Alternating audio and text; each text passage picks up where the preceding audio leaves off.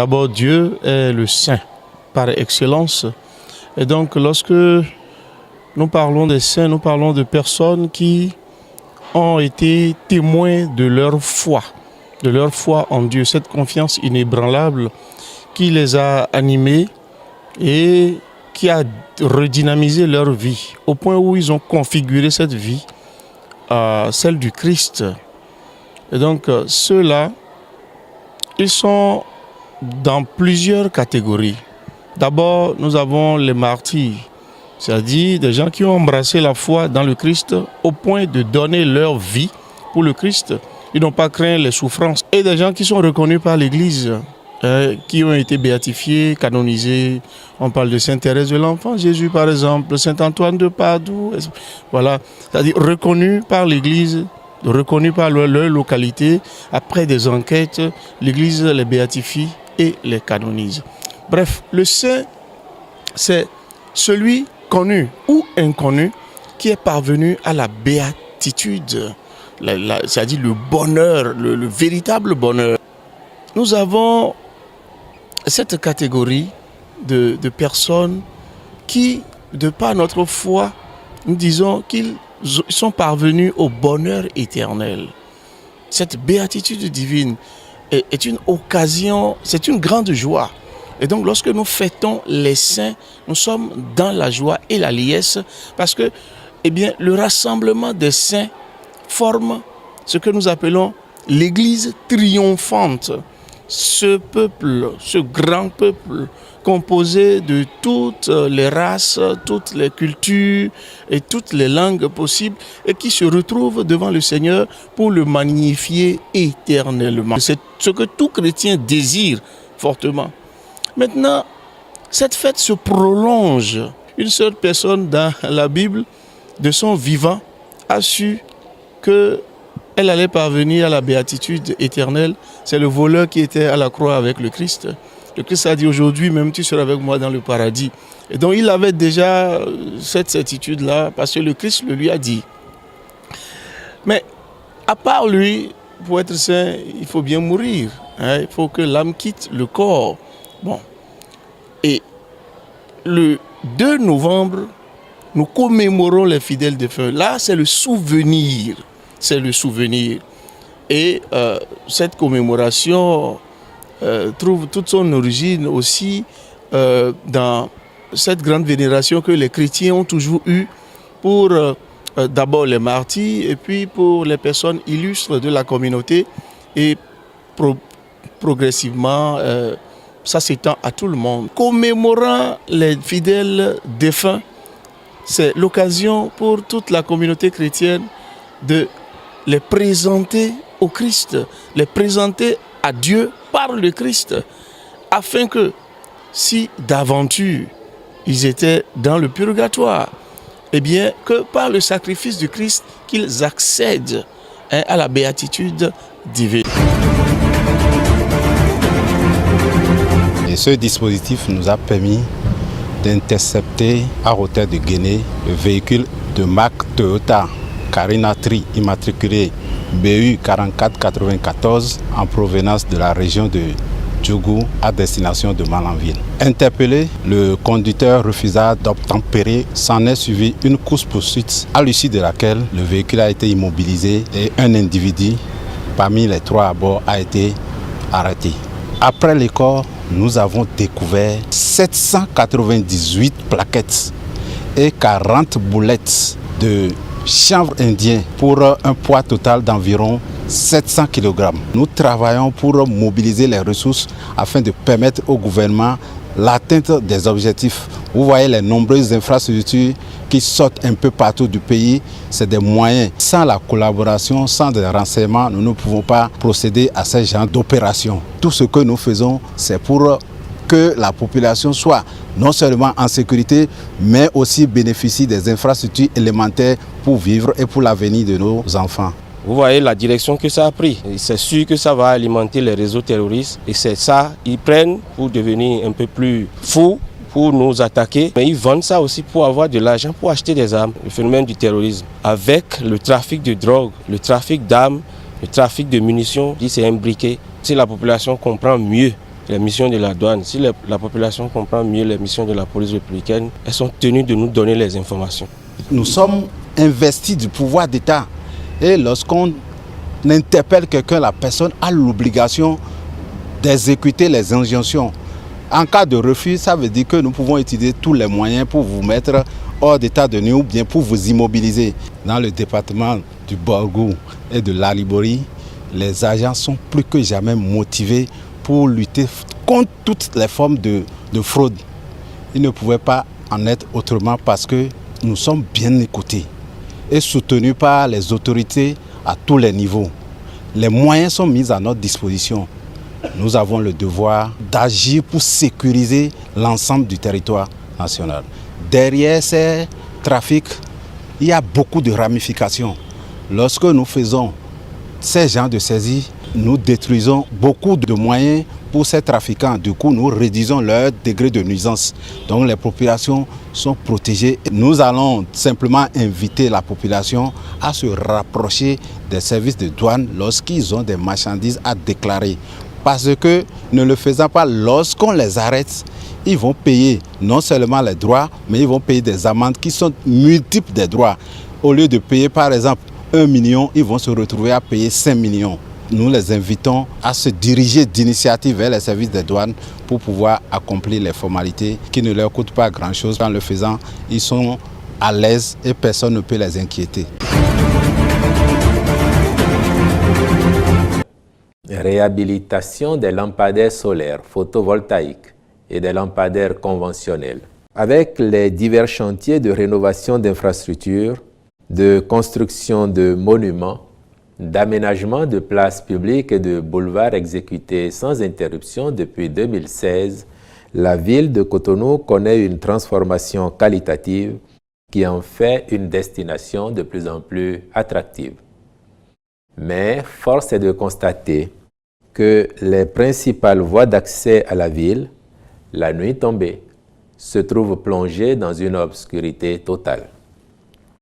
Il s'agit des tronçons Godomé-Ouida, Godomé-Abomey-Calavi, Carrefour Le Bélier, poste de péage d'Ekpé. Sur ces différents axes, les lampadaires, qu'ils soient solaires ou filaires, sont presque entièrement hors d'usage. Aussi, s'est-il avéré pertinent de remédier à cette situation, la finalité étant le confort et la sécurité des usagers de la route.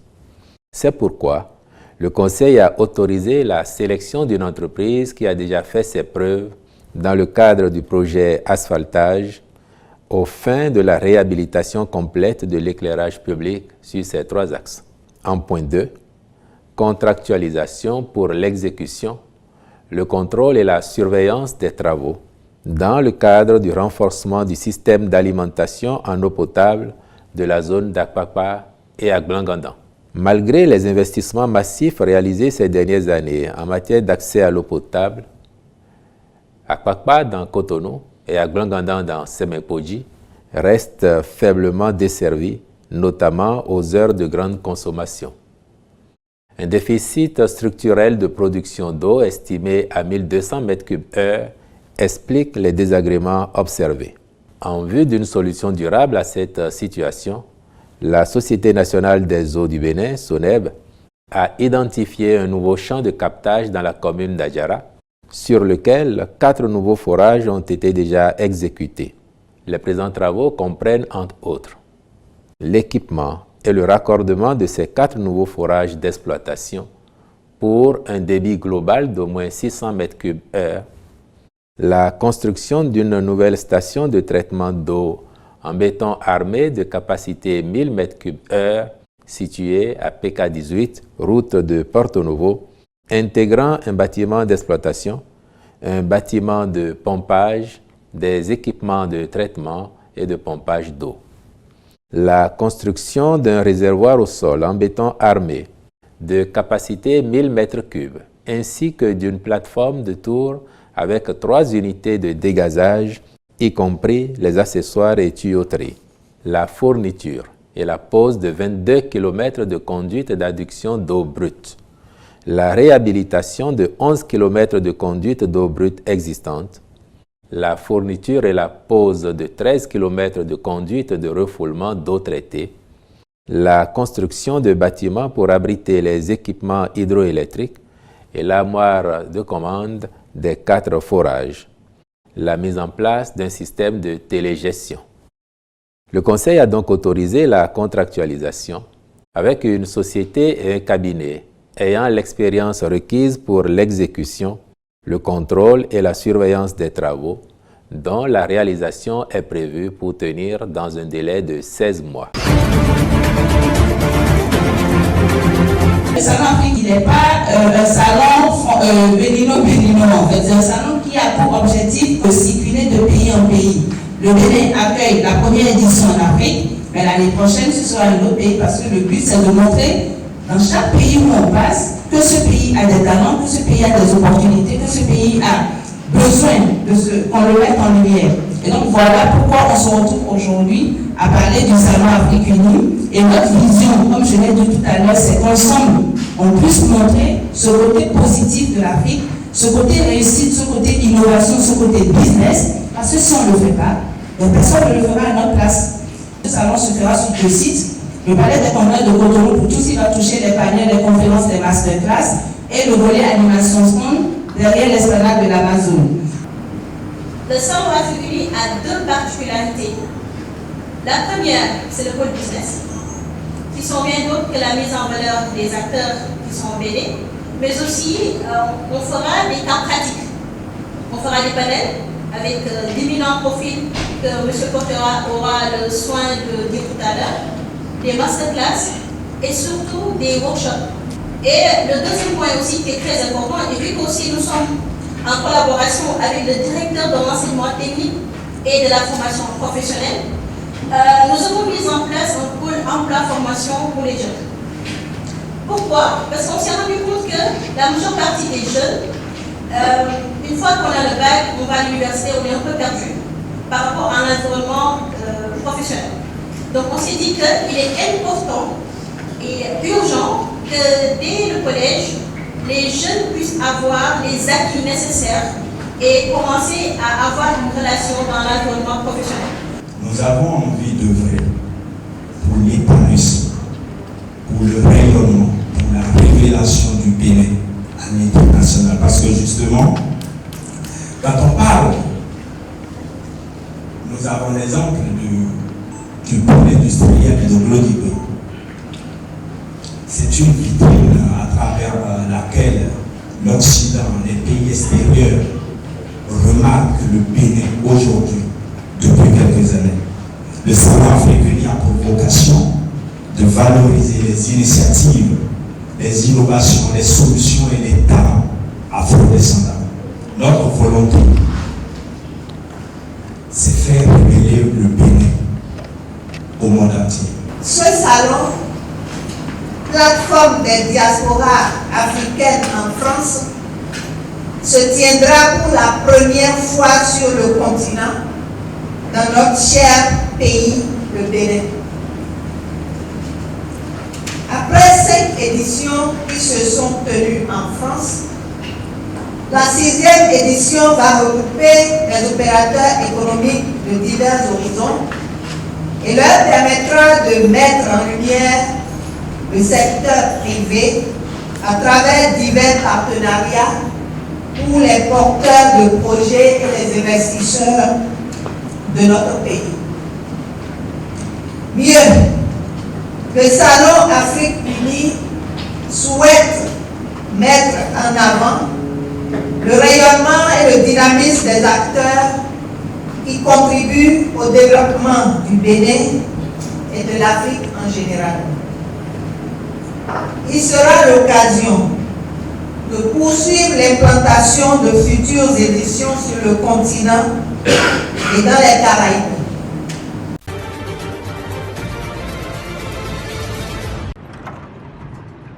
Mardi matin, la mission de l'ONU a annoncé avoir quitté son camp militaire à Kidal, qui était jusqu'à présent occupé par des casques bleus.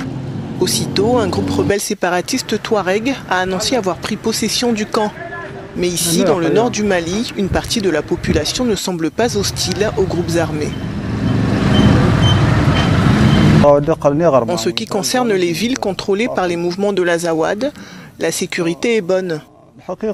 Et on peut même dire qu'elles sont sécurisées à 80%, comme ici à Kidal par exemple.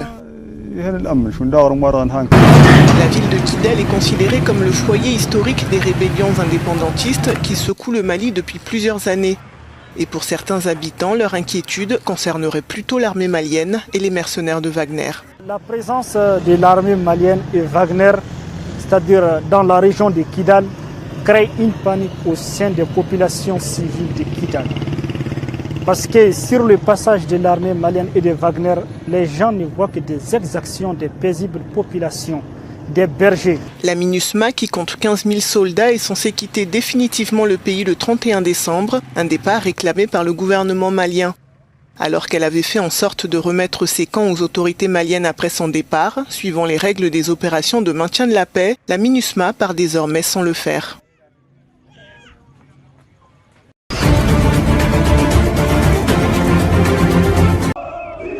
Dans un rapport publié lundi, l'International Crisis Group tire la sonnette d'alarme à l'approche de la présidentielle de décembre en RDC. Si des électeurs étaient exclus du scrutin par les violences et les dysfonctionnements du processus, les efforts du pays visant à tracer un avenir plus démocratique et à plus long terme, une voie pour sortir de la pauvreté et de la guerre, connaîtront un revers considérable, a déclaré l'organisation. Parmi les obstacles à la tenue d'une élection pacifique recensée par l'International Crisis Group figure la montée des tensions politiques, le conflit entre l'armée et les rebelles du M23, les problèmes logistiques liés à l'organisation du scrutin, ainsi que l'application d'une forme de loi martiale dans 2 provinces de l'Est. Face à ces appréhensions, l'International Crisis Group demande à la commission électorale de faire preuve de transparence en vue, le cas échéant, de reporter les élections. Son rapport exhorte en outre Kinshasa à garder le contrôle de ses forces de sécurité, alors que la communauté internationale est appelée à encourager le gouvernement et l'opposition à trouver des compromis sur les questions litigieuses et à se tenir prêt à offrir une médiation si les résultats sont contestés.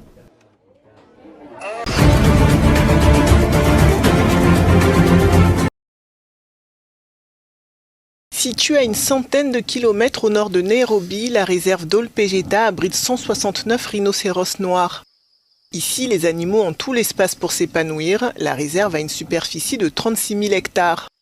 Les rhinocéros sont également protégés de leur plus grand danger, le braconnage. Le rhinocéros noir dans ce pays continue à faire face à de sérieux défis, notamment la question du braconnage, mais également le manque d'habitat sûr, qui est pourtant nécessaire pour réintroduire les populations de rhinocéros qui se multiplient dans les zones où nous disposons actuellement de sanctuaires. En 2020, on comptait officiellement 3100 rhinocéros noirs dans le monde. Un tiers d'entre eux se trouve au Kenya. Et vu la rareté de ces animaux au fil des ans, le pays tente d'avoir plus de lieux comme ici pour les accueillir. Plus de 50% des sanctuaires de rhinocéros dans ce pays ont atteint leur capacité d'accueil. Et par conséquent, si nous continuons comme si de rien n'était, leur capacité à continuer à se reproduire est compromise. Le plus grand défi est d'identifier des espaces dans ce pays qui peuvent être sécurisés, qui peuvent être transformés en sanctuaires où les rhinocéros pourraient prospérer. Les sanctuaires sont souvent confrontés à une surpopulation, mais ils sont le meilleur moyen de protéger cette espèce recherchée. Sur le marché noir, une corne de rhinocéros peut atteindre $60 000 le kilo. Notre organisme compte une centaine de rhinocéros noirs, ce qui en fait la plus grande réserve de rhinocéros noirs d'Afrique de l'Est. Ici, les animaux bénéficient d'une grande protection et c'est pourquoi nous n'avons pas eu de cas de braconnage depuis environ 6 ans. Le Kenya a en effet fait des progrès significatifs avec moins de 1% de braconnage de rhinocéros signalés entre 2017 et 2021. En exil depuis 2 ans, Succès Masrar gagnera sous peu le Tchad. C'est le résultat d'un accord de principe signé par l'opposant et le gouvernement tchadien mardi à Kinshasa en RDC. Succès Masra avait quitté le Tchad après la répression meurtrière d'une manifestation de l'opposition le 20 octobre 2022. Non seulement on est satisfait, mais nous avons surtout le souci de faire en sorte que l'unité, la paix revienne dans le pays, et pour cela, il faut ouvrir grandes les portes du dialogue. Nous sommes d'autant plus satisfaits que ce processus est un processus important pour le peuple tchadien, de voir toutes les personnes qui ont quitté le Tchad des faits politiques puissent retrouver d'abord leur famille, retrouver leur vie politique. En dehors de ce retour annoncé de l'opposant, rien n'a filtré du contenu du modus vivendi obtenu grâce à la médiation de la communauté économique des États de l'Afrique centrale, même si Masra a tenté d'en énumérer quelques points. Être organisé, maintenant que nous avons signé l'accord, cet accord permet, un, de rentrer, deux, ça a été rappelé par le ministre de la Réconciliation tout à l'heure, d'exercer librement les activités politiques. 3, de permettre d'ici là à ce que nous puissions avancer sur le chemin de tout ce qui permettra l'amnistie. Interrogé sur la date réelle de son retour au Tchad, l'opposant a parlé d'une question d'heure, de jour, ajoutant « Chacun a fait un pas vers l'autre et je crois que le peuple tchadien est en train de faire un pas vers la justice et l'égalité. »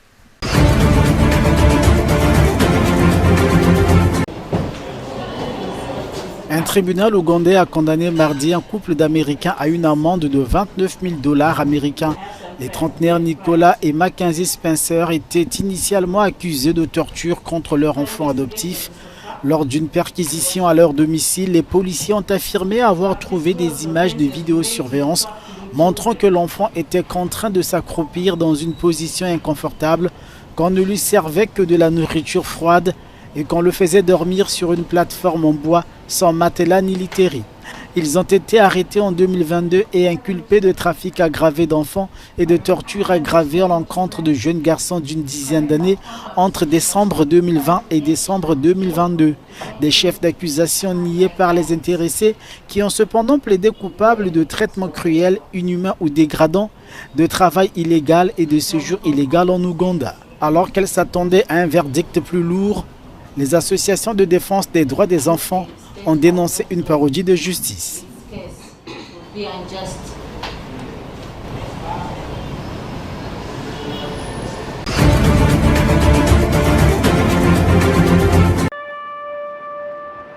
Le roi Charles III, accompagné de son épouse Camilla, ont entamé leur visite au Kenya. Le souverain a déposé une gerbe sur la tombe du soldat inconnu au Jardin de la Liberté de la capitale, Nairobi, le lieu où a été hissé en décembre 1963 le drapeau du Kenya indépendant à la place de l'Union Jack britannique.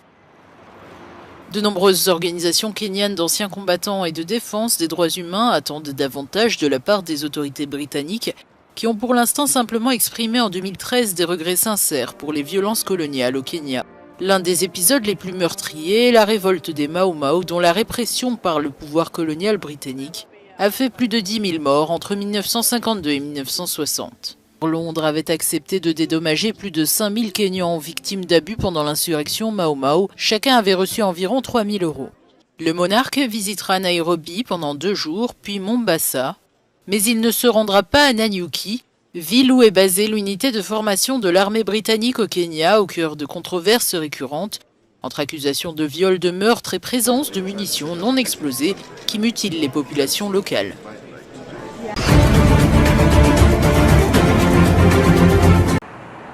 L'Arabie Saoudite n'a pas encore été désignée officiellement pays hôte du Mondial 2024 de football, mais le suspense est maigre.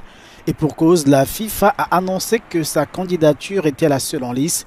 À Riyad, les habitants rêvent déjà du tournoi planétaire. L'Arabie Saoudite qui accueille la Coupe du Monde 2034, c'est une excellente nouvelle qui ne vient pas de nulle part. C'est le résultat des efforts et des succès obtenus dans le passé. Et c'est sur cette base que l'Arabie Saoudite accueille le Mondial 2034.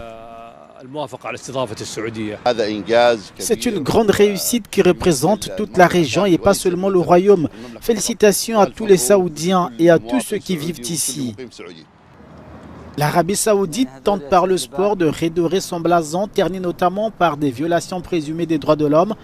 Le pays a donné un coup de fouet à son championnat avec le recrutement des grands noms du ballon rond, Neymar, Cristiano Ronaldo, Sadio Mané et Karim Benzema entre autres.